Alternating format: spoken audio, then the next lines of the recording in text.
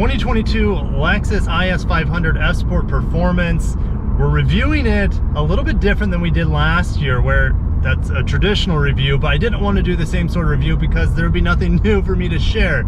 Instead, I brought my dad along. He's going to be answering your questions about the IS 500 that you asked. You guys had over 200 questions on the channel, whether you asked on YouTube or on Instagram, about the IS 500 for me to answer during this sort of Q&A review. So let's get into it. Here's our first question from Luis Guillermo Milani, and he says he's going to buy one in a month. Awesome. Is it too low? Okay. Or would he be able to trust his wife driving it?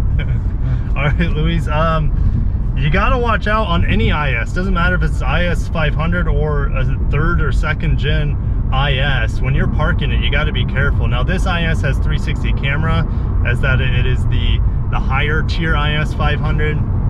So yeah, just be careful when you're parking it, especially in the front end, when you're getting close to those what are those, the cement barriers? Do they have a specific name, Dad? Not really. I just call them parking stops. You know? Parking stop. Yeah, just be careful of the parking stops. And this vehicle is super tame unless you hammer the accelerator down. So your wife would be more than happy and not scared at all to drive this vehicle. Malin Green, he says, why is it so cheap? He said a comparable car in Europe would be over 100,000. Yeah, so thanks, Alan, for commenting from Europe. It's always hard to compare pricing versus different markets. Like, even the American and Canadian market pricing varies quite a bit. So when you go over to Europe and compare it into euros, it's very different. Also, there are different fees, I think, for gas guzzling in Europe, so that would probably hit this vehicle pretty hard over there, where we don't have that sort of thing over here. That would be similar. It's a bargain comparatively what you guys would be paying for it if you got it. Ali Autos, do you think that this vehicle will hold its value well in the future? And do you want part two?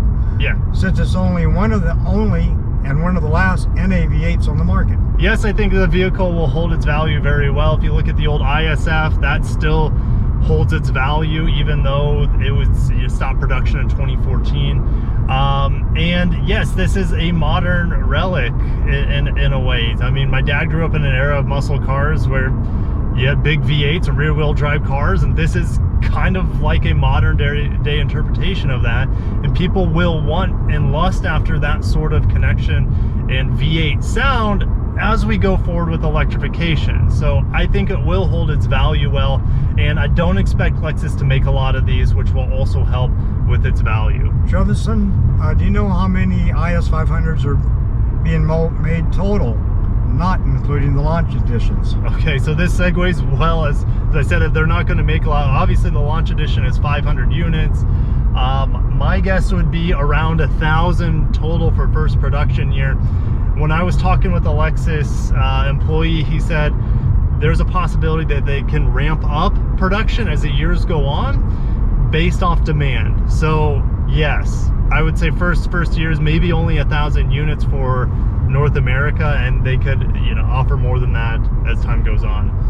Okay, and what is your personal unfiltered opinion of the IS 500 as far as pricing, performance, interior are concerned? Man, that's a loaded question. Yeah. Well, interior is a hot topic with this car because it's largely carried over from the last generation. It's not a bad interior. It's just we were hoping Lexus would give us something special with this 4th generation IS. They didn't, which makes it feel on the inside a lot like the last generation IS, even though the outside just looks so much different, more radical, more amazing. All things considered, do you personally think it is worth the money? Yes, especially loading up the last question. I do think it's going to hold its value well. So I do think it's worth the money, and you're just going to have to put an aftermarket exhaust to enjoy it to the fullest. Okay, here's a question from Danny. Yep. One of the reasons I got rid of my ISF a few years ago is because of the transmission lag. Yep. How does this new one fare with RCF or LC500? Okay, well, the LC500 has a 10-speed auto. The RCF has the same transmission as this car, which is an 8-speed auto. The 8-speed here still has transmission lag, so unless you're in Sport Plus mode, you're always going to have a little bit of lag. The best way for me to circumvent that, if I use that word correctly, is to put it into manual mode here and use the paddle shifters.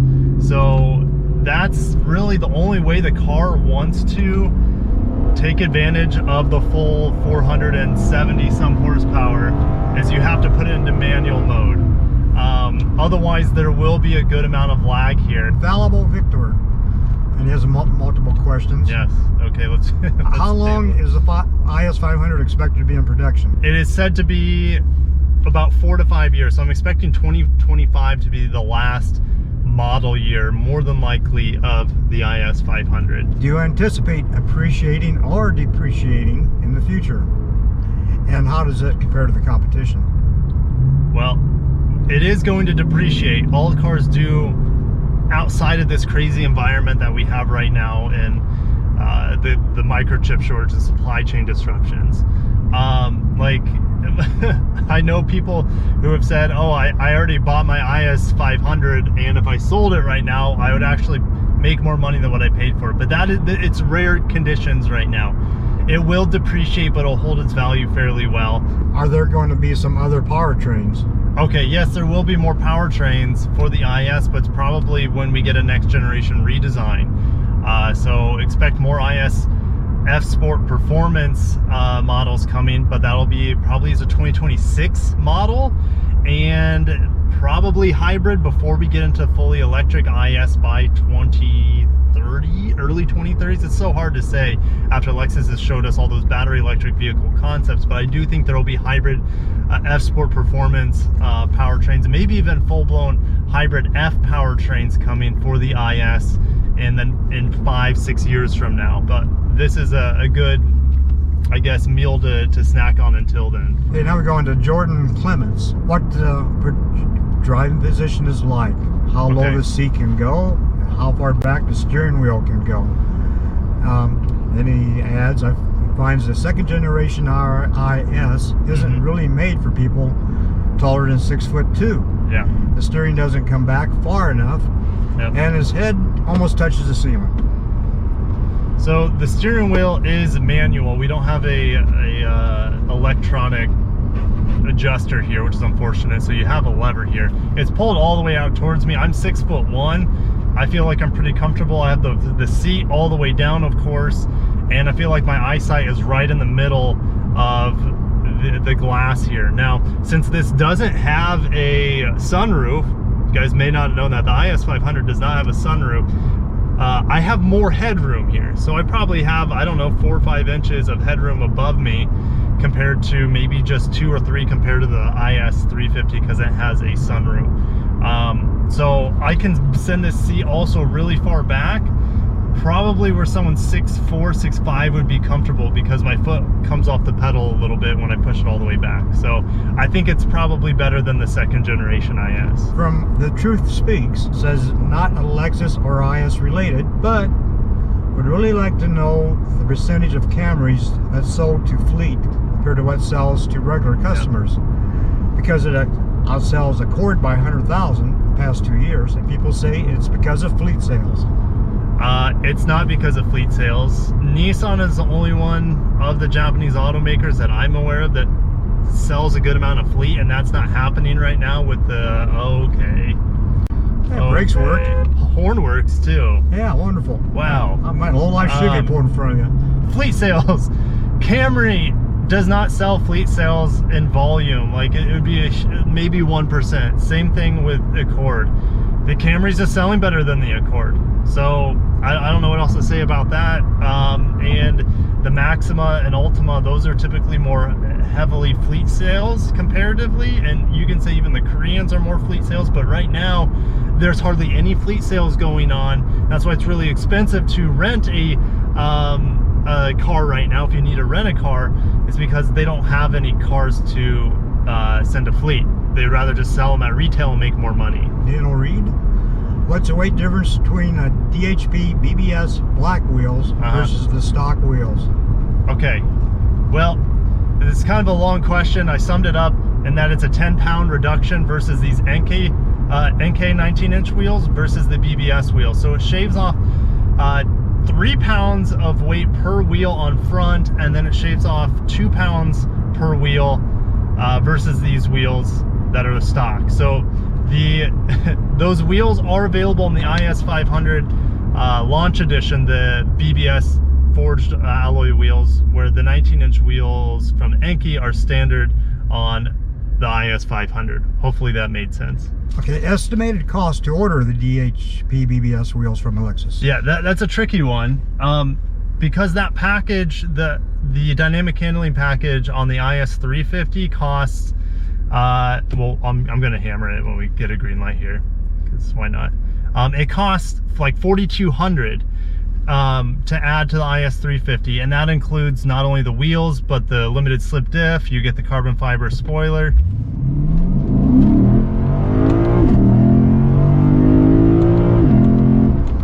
So there you go. That's fun. There's 65 or so.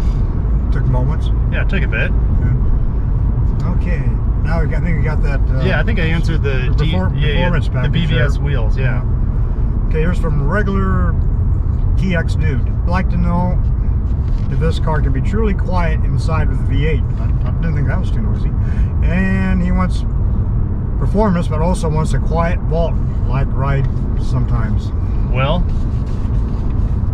unless you're putting the gas pedal to the floor, the ride is super quiet, pretty smooth. You do get a little bit of road noise, as these are more performance tires, but you still feel like you're inside of a Lexus at all times, even when you're pushing this thing to the max. So the comfort's there, the quiet's there, and you get the nice V8 sound when you want it. And by the way, I wasn't using the pumped-in engine noise, which I think is a future question, so I'll let my dad get into that later. Yeah, I see it down the road here on the sheet here. Right. How's the driving dynamics of IS 500 different from IS 350? And then the second part of that, is it just a power difference only? Yeah, pretty much. It's pretty much just a power difference only. I mean, the V8 makes it 100, 200 pounds heavier. Most people are not going to feel the difference. It does feel like an IS 350 with the dynamic handling package, and that's a great thing because that car handles great. This one just being a tad bit heavier, but with that weight, you get, I don't know, 160 more horsepower or so. That's a nice trade-off. Okay, here's some Umar Alvi. Given the recent announcement around the move to a BEV future, what role will the F brand play? Yeah. You mean to further flesh that out? You want to start there? Well, yeah. Let's tackle that. So F definitely will be a part of the future for Lexus when they're fully battery electric. And that's all going to hinge on their batteries being solid state. So we're probably still like 8 years out from seeing maybe a full-blown F car that's battery electric. After this, though, I do expect us to have maybe a 5 to 10 year run of full-on hybrid F models.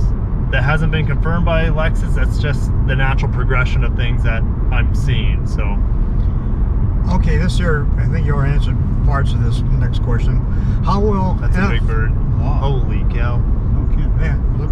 They don't get that big in Nebraska. No, I'm kind of impressed being in Ford since I'm from Nebraska. I see things I don't normally see. Right. Okay, how will F vehicles be developed over the coming years, particularly given the announcement around a new F product family stretching from F trim to full F performance vehicles? Yeah. I do think F Sport performance trim, which this is the first F Sport performance trim that we had, FSP. I do think we'll see it in the next RX that should be announced by the end of this year. We should be getting an RX 500H, and I'm expecting that to be the second F Sport performance model, and that will be using different hybrid technology than we've seen before, at least from Toyota and Lexus. So yeah, I expect F Sport performance to have quite a bit of success in the next 5 years as hybrid models. Tube Dude on D2. How is acceleration in normal, sport, and sports plus? Okay, well, I'm in normal, and we got some, like a straightaway here. This Prius probably wants to pass me, but he might not have luck doing that right now.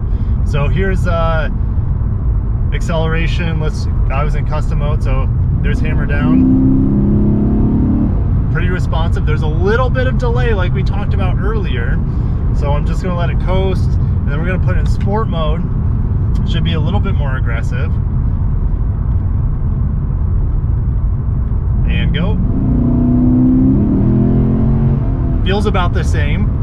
And then Sport Plus mode is just going to keep the revs higher. It's probably going to disable 8 gears unless you're going at really high speeds for the most part. And so I'm going at 2500 right now. I press it. There's definitely less lag when we're in Sport Plus mode. Normal and Sport felt about the same, and when I even have it in custom mode, it feels about the same. So Sport Plus mode or manual mode, and you put it in the right gear that you want. So I'm in 4th gear right now, and you just hammer, and it keeps that gear. So it's a little bit more responsive than even Sport Plus, but Sport Plus or manual is really the only way to have the car react how you want it to, at least I believe, because you have to press the gas pedal down, maybe 80% down, to get this car to downshift where you want it to, and for it to use more than probably 300 horsepower. So yeah, the first 80% of the pedal is probably just for normal driving, city driving. The last 20% is for that spirited driving. How's the passing power on the highway? Well, the Prius just passed us, so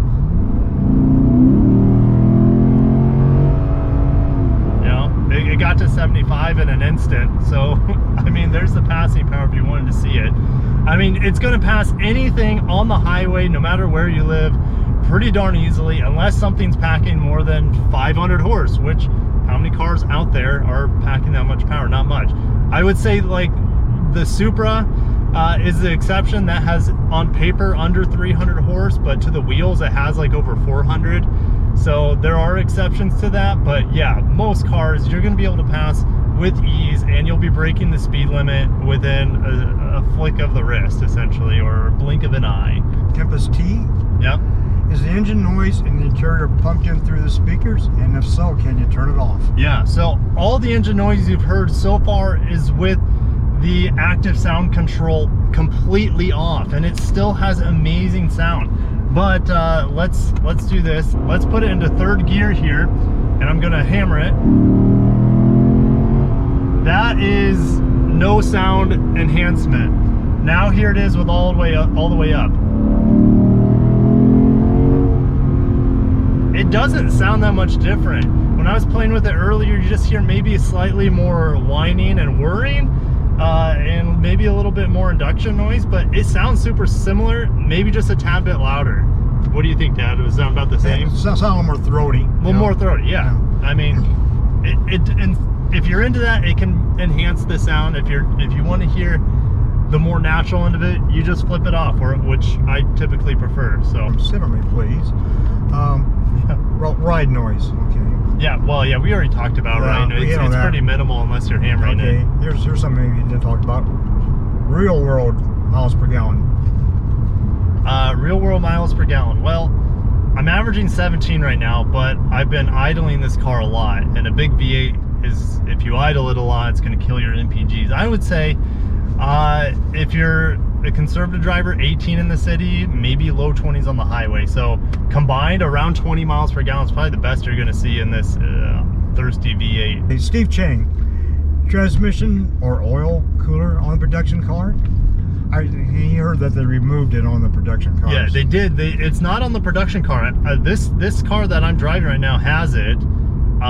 It is going to be, if it's not available right now, it will be available as a dealer installed accessory, as well as upgraded brake pads. So you'll have those at the dealership, but they're not available from the factory. Donald Fooves, any chance of an ISF V8 coming out before the electrification vehicles? No, this is it. Okay. IS 500 with this V8 is the last.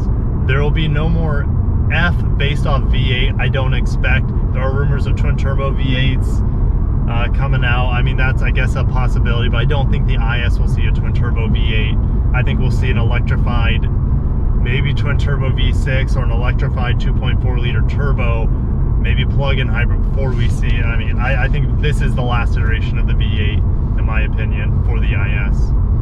Okay, here's some Creon CRNA. See, now the current 8-speed automatic is the same size as the LC 500's direct shift 10-speed automatic. Could Lexus offer the 10-speed in the newer 2023 Plus IS 500 to address the current IS 500's shift lag. Yeah. Yeah. Okay, is that a mouthful? Okay. You're right. No.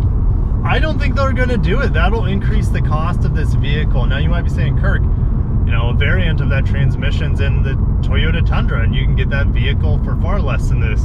I would say that's true, but the sport tuned one that's in the LC is a different beast, and that it's also, I guess, in the LS, but I feel like it's even better in the LC. Maybe it's just because it's tuned with this 5-liter V8. Yes, I know that they're about the same size. I just don't think they're going to do it. This is Lexus. They're very conservative. We probably won't see the 10-speed until next generation IS, so we're looking at like 2025, 2026. Okay, here's from Young Brother. Is the IS 500 that much better than IS 350 besides the V8? Yeah, it's better.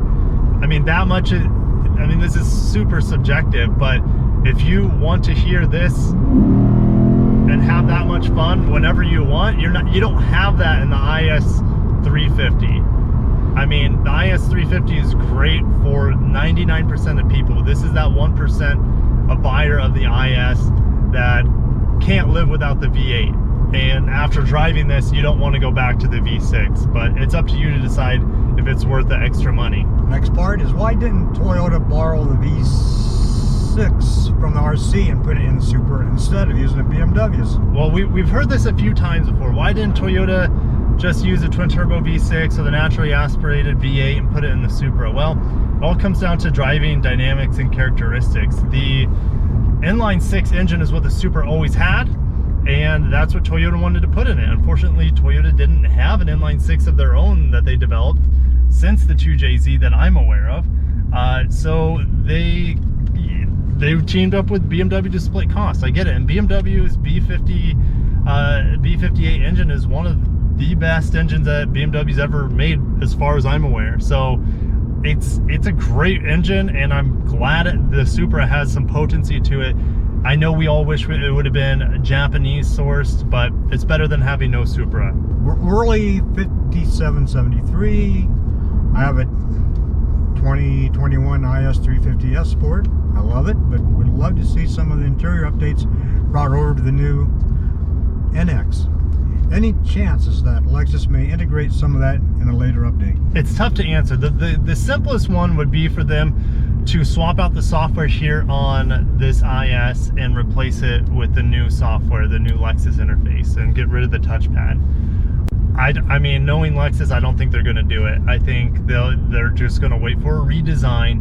There's a possibility with a refresh. So we're talking 2024 model year for the IS, that they would get rid of this software and replace it with the new software. I guess that's a possibility, but don't get your hopes up. The NX, as we know it, will probably always have more technology, better features, and safety in that regard until this vehicle gets redesigned in like 2025, 2026. Polywolver, why did they do this for us and not pair it with an all-wheel drive? All-wheel drive doesn't fit with the V8, so we've never seen this V8 with all-wheel drive. It's always been rear-wheel drive. They don't have the right transmissions sizes to hook up with the all-wheel drive system with the V8, so that's why we don't have anything other than a rear-wheel drive V8 sport performance car from Lexus. That Buckley guy, he should trade his Alfa Romeo Giulia Quadrifoglio for this. If you're leasing, maybe. If you're buying, absolutely get rid of the Italian car, because that car, while it's, you know, has that Ferrari engine in it and it's absolutely insane, and it would smoke this vehicle on a track, it's not something I'd want to live with for an extended period of time. So and this might sound better. I know that's definitely subjective, because I'm sure that the twin turbo V6 from Ferrari sounds like a demon, but there's something about a V8 that's special. So they're both competitive cars, but this one will definitely age better. David Gillum, what's the body roll lean like in the corners? Heard some reviewers say, and he mentions Savage Geese, that it's exaggerated. You hear that it's too soft, according to some reviewers. Yeah. It's a Lexus. It's going to be soft. Even the RCF is a little bit soft. Is the RCF stiffer than this? Absolutely. Especially in Sport Plus mode. But I'm okay having a softer vehicle because the majority of the time, if I own this vehicle, I would not be pushing it around the corners. One, I live in Florida. There really aren't any corners that I can take at speed unless it's an on-ramp.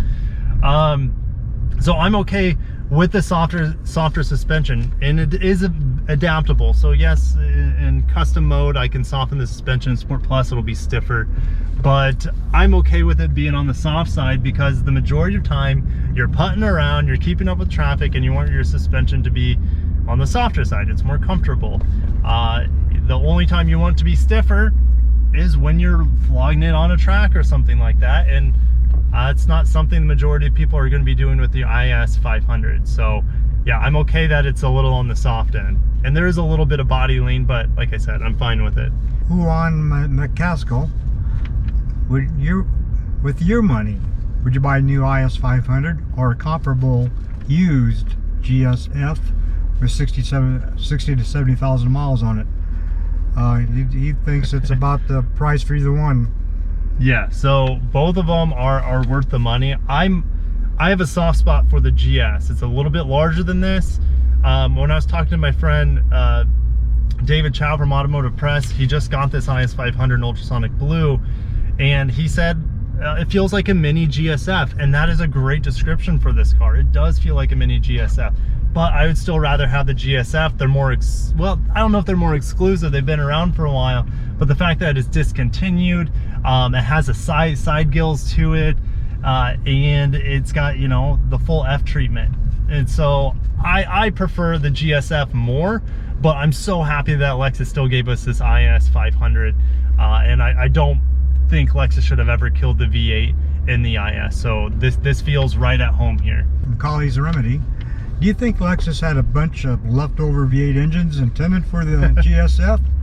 But since it was discontinued, they just created the IS 500. No, Toyota and Lexus don't overproduce. They're extremely budget minded, and they're not going to just produce a bunch of expensive V8 engines and have them sitting around. So every single V8 engine that they make slots into a vehicle that they're making. They don't overproduce one more than the other. Okay, from Amer Abukura, if you were to buy one, what color would you get? Okay. He said he likes the ultrasonic blue Mica 2.0. That's a great color. I've just seen it a ton on Lexus vehicles.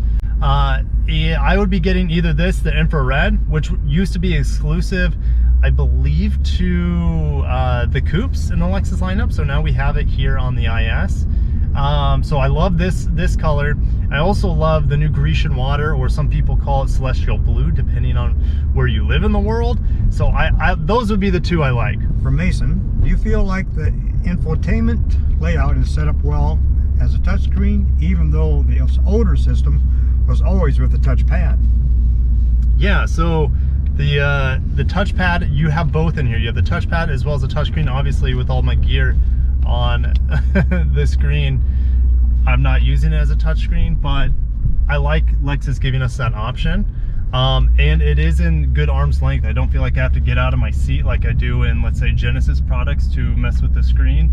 So yeah, I'm happy with the current setup now that we have the choice of a touchscreen or touchpad. Actually, I use the touchpad more than the touchscreen just because I've been using the touchpad for so long, and I don't have to overextend my arm, even though it is in a good position. But yeah, touchpad still works really well for me, even in Android Auto. So Bam, 2x1 14 wants to know, how does it compare to the handling of a front-wheel drive Lexus?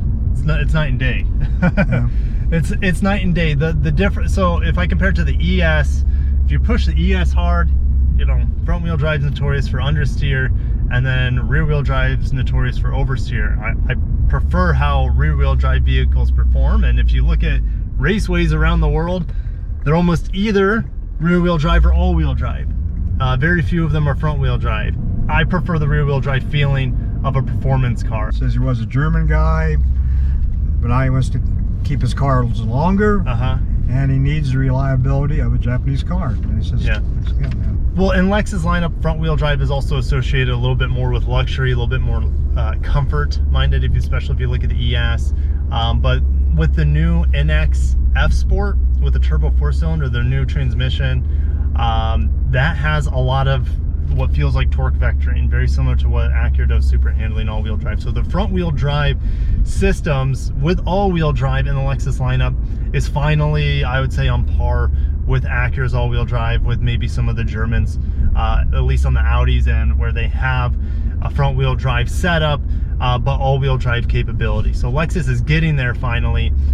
Just we don't have that sort of performance, all-wheel drive performance on a sedan quite yet. Fuzzy Cuffs Rodriguez, how are the transmission shifts compared to the RCF? Very similar. It's the same transmission. It feels very similar to the RCF until you start pushing this car at its limits. So yeah, transmission feels identical, to be honest, with the RCF, at least from my understanding of it. Here's from Stephen T. Why did Lexus give the new NX such high-tech door handles, but not the next LX? Yeah. And he comments that the LX cost over 100K, but it should have everything before a more accessible model receives it. Well, I understand your logic there. The issue is that the LX is based off the Land Cruiser, and so everything in the Land Cruiser has to be built to withstand the worst conditions possible. So when we're talking about the new door handles on the NX, we'll see on the new RX, the new RZ, they're kind of smart access doors that give you more safety features, so you don't open the door with a car coming behind you, ripping off your door, or you killing a biker while opening your door. So it has that safety feature, but there's probably a reason they didn't include it on the Land Cruiser, therefore they didn't include it on the LX. So I know the LX might seem a little bit dated in that regard, but it's all done probably for a specific reason, especially when it comes to longevity and reliability and durability. Okay, there's the questions we have. Is that all of them? Except the one about drag times on a decent surface and ride quality. Oh, from RVA? Right. Yeah, we're gonna have lunch and then we'll go test that one after we have some lunch. RVA wants draggy times. Right. Okay, so we're gonna come to a stop here. Just a decent surface. And I'm not gonna torque brake it. Just hit and go.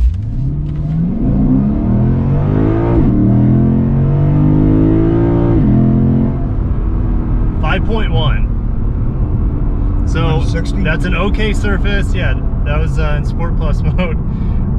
Not torque braking it, just pretty realistic. Just hammering it at a stop. 5.1. So I believe I got this around 4.5. Last year when I reviewed the car. So on perfect conditions, Lexus I think says low 4, like 4.2 or 4.3. I mean, there are just so many variables when it comes to 0 to 60 and quarter-mile times that everything's like apples to oranges. So there you go, around 5 seconds, low 5s, maybe upper 4s. You just hammer it at a stoplight without torque braking, and that's how fast this vehicle is to 60. I mean, this vehicle wants to keep going, to stretch all of its 472 ponies. Like it keeps pulling past 100. So 0 to 60 though, there you go, 5 seconds. But that's gonna end today's video. You guys had, like I said, around 200 questions. I sifted through. I had some repeats in there still after sifting through. Got through around 30 questions. So it was a good time hanging out with my dad, introducing him to the channel in a way. Maybe he'll make some more surprise cameo appearances, who knows. But I'll see you. I'm sure you guys still have more comments and questions, so I'll see you guys down below on that. The IS 500 F-Sport performance, great vehicle. I'm so glad Lexus decided to make it. Good luck trying to get one, because we know production's not going to be that high, but if Lexus sees the demand, they'll try to meet that demand. So all right guys, I'll see you in the next one. Thank you so much for watching, and peace out.